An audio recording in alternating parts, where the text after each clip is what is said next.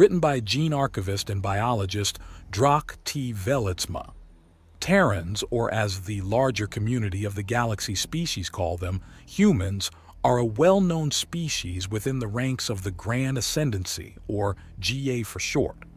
They run our factories, teach our children, fight alongside us, and aid their friends wherever they need it, no matter how hard.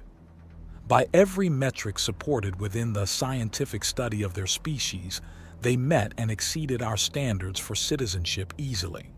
However, as remarkable as I have described them to be, one must understand that every being of the Ascendancy has met these same standards, if not more so than the humans.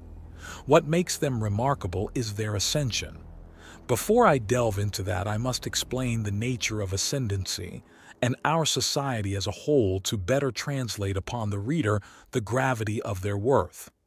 The Ascendancy is, at its heart, a collective of life forms that have reached the benchmark stage of exiting their homeworld's gravity and colonizing other planets within their origin system. Upon the completion of their nest building, as it is commonly referred to, the species will enter into the age of voyaging to other systems in search of life and new homes. It is at this time that the Ascendancy begins. At first, it is a slow process. A species sets on a series of journeys to new stars, and along the way, they begin to change. Subtle shifts in their genetic makeup, a slight tilt to their overall beliefs, or maybe even a newfound interest in bodily modification. Something akin to these events transpires, and as such, the species begins pushing towards their next evolution. Once the initial changes set in, there begins a drastic progression of changes throughout the entire species. Sometimes these changes are violent, other times they are unanimous within the populace. Regardless, the change does not stop until the species reaches their niche. Elaborating further, this niche is generally the primary specialization a species achieves that sets them apart from all others. For example, Guravarians were once a primarily herbivorous species that practiced the art of mystic gateways. Once they achieved star flight, a sudden epidemic of genetic ailment struck the species as a whole, pushing them to adapt in a rather violent way.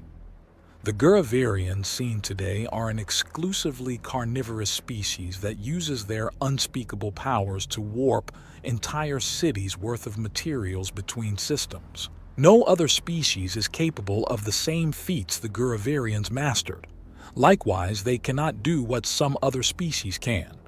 Every species is ascended in a different manner. Sinul monks can phase their bodies through all solid matter. Olgons can adapt to any atmosphere. Lurginals possess the most acidic secretions of any living being, and that is just naming a few. Where this all comes together is the Grand Ascendancy. No species knows who the first to ascend were, but it is unanimously accepted that it is of little importance. Once a species makes contact with the Ascendancy, they are offered to join regardless of their nature. Yes, some fought their brethren at first, and others were simply hesitant to join, but in the end they were forgiven and allowed to join regardless.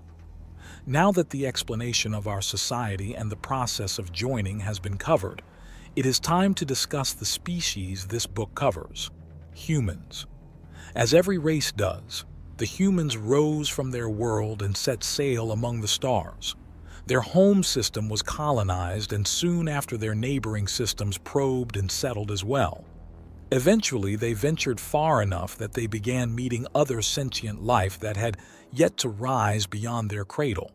They created an alliance with their newfound brethren, the so-called Unified Races Council.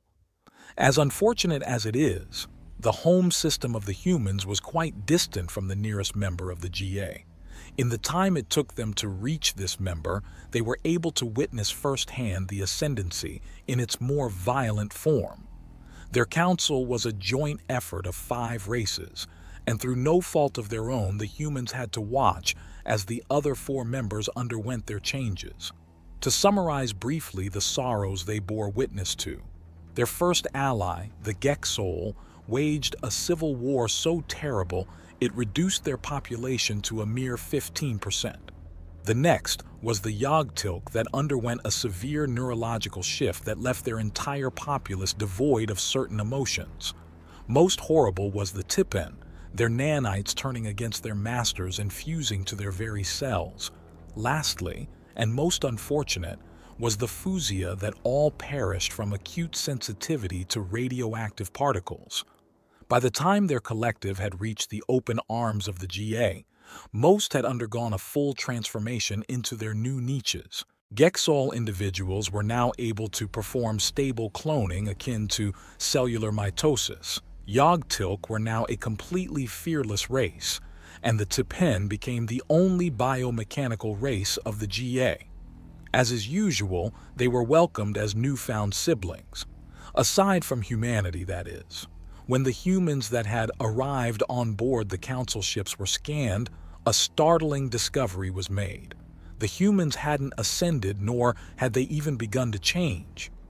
As preposterous as it was, the oldest member of these new arrivals was the only race that did not meet the criteria for entry. So it was with heavy hearts and deep regrets that we had to turn them away.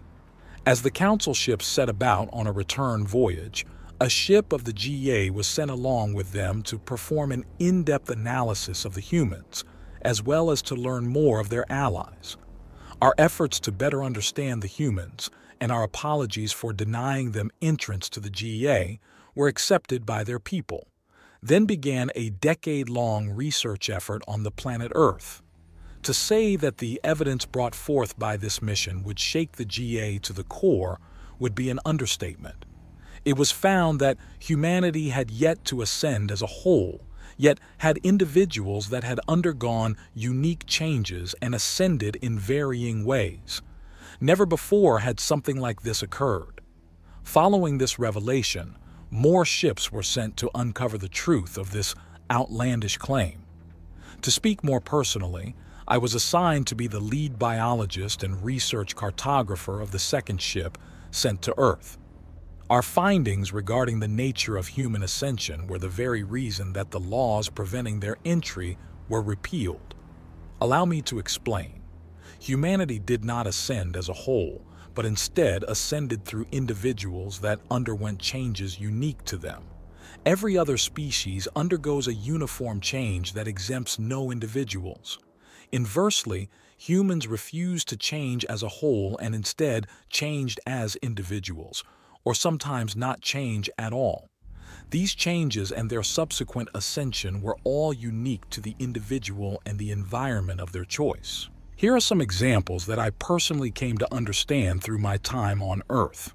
One individual had developed a secondary system of nerves and muscles throughout their body that granted them greatly improved physical speed and strength, all due to extended training and strain while serving in the interplanetary military. Another individual had grown an exoskeleton due to repeated physical abuse at the hands of their peers. Amazingly, a third individual I encountered has yet to undergo any change, but upon being examined by a telepathic being of the Roidus species, the human in question developed an interesting growth at the base of their central nervous organ that enabled them to communicate telepathically as well. It was by our understanding that any human was capable of ascending in a way that was one of a kind. Some adapted due to environmental influences. Others merely needed a single instance of exposure to a foreign entity, and even some rare individuals were born in an ascended state. Sometimes we were able to determine what would cause them to change. Other times we were unable to learn anything about the changes someone had already undergone. Speaking candidly, it was simultaneously thrilling and vexing. After reviewing the evidence collected by scores of separate teams, a consensus was reached and a revised evaluation of humanity was compiled. Together with all 4 members of the United Races Council, our ships went back to the galactic ascendancy. It took many months of debate and haggling, law changing and exempting, but eventually humanity was allowed to join. And here we are today.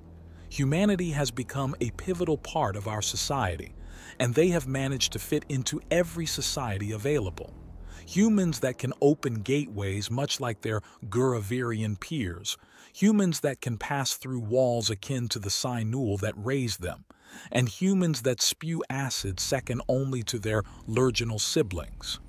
In this researcher's humble opinion, I do believe that the ascension humans have is like no other. They can be so unbelievably unique or so similar to you that you scarcely believe they are not your own kin. If anything, it seems as though they came to be not to drive us apart, but to help bring us closer together. As a father to two little humans myself, I am certain that with them around, we can all look forward to a bright future.